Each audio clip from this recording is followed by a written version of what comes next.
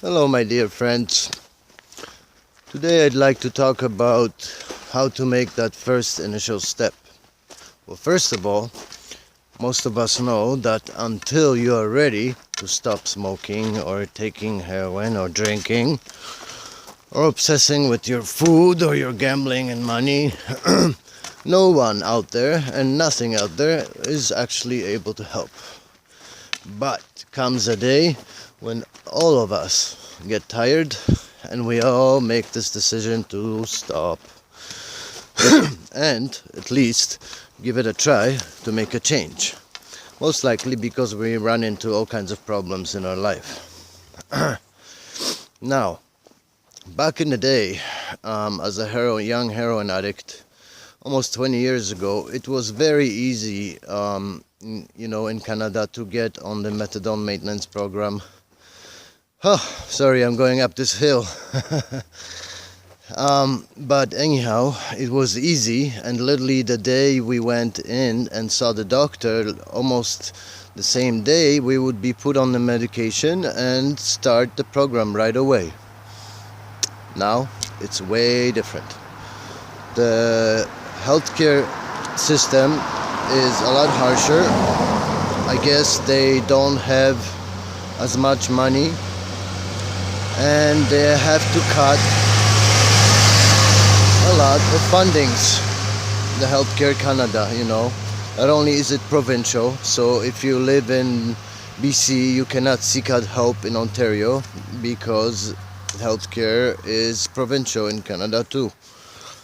But there is waiting lists and lineups now to get into rehab or detox, and good centers too, for 6 to 8 weeks, a month to 2 months waiting lists, So when I overdosed 3 years ago and was forced to go back on the program because I simply had to stay alive for my daughter and for my family and friends, I was told at the North Island Medical Maintenance Clinic, the methadone clinic, that it would take at least a month before I would be able to see somebody, before I'd be able to see a doctor and start on the program and stop using, But a month is a long time. I mean, what do they expect? Do they expect you to keep using for a month and hold on somehow, stay alive?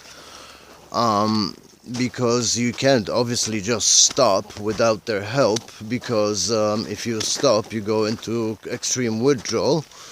And not only is that scary and too scary for most addicts, but also is medically dangerous. It could be fatal to be detoxing yourself without medical supervision.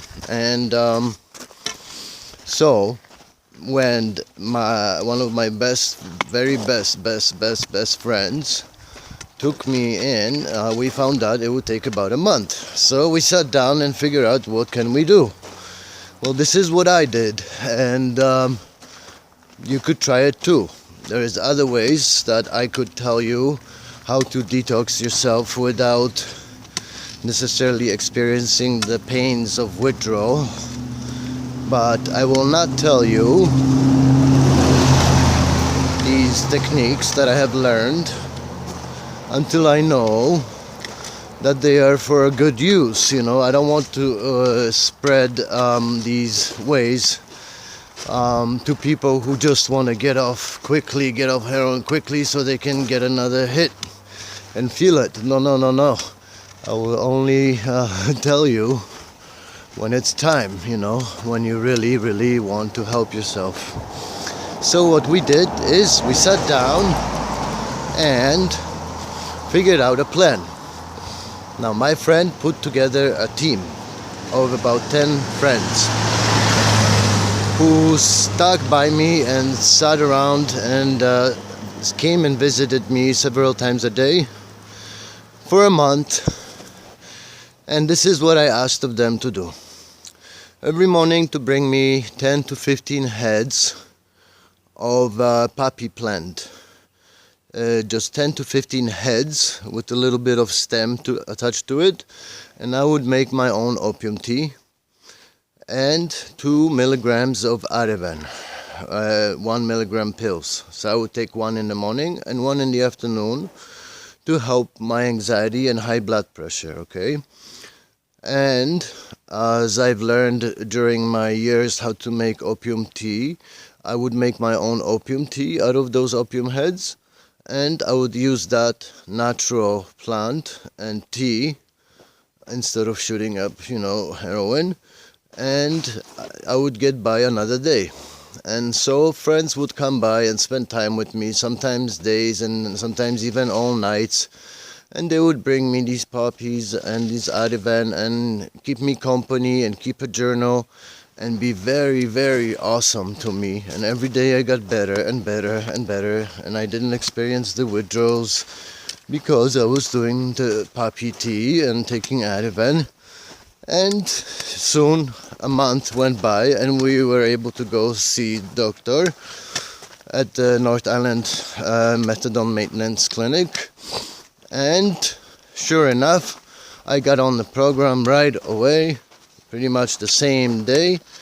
And 3 years ago this week, I got on the program after a month of waiting. And I made it thanks to my friends, my beautiful, wonderful friends. Thank you. That was one way of keeping me alive. And look at me now. It's been 3 years. It's been 3 years. Thank you so much, guys. Thank you.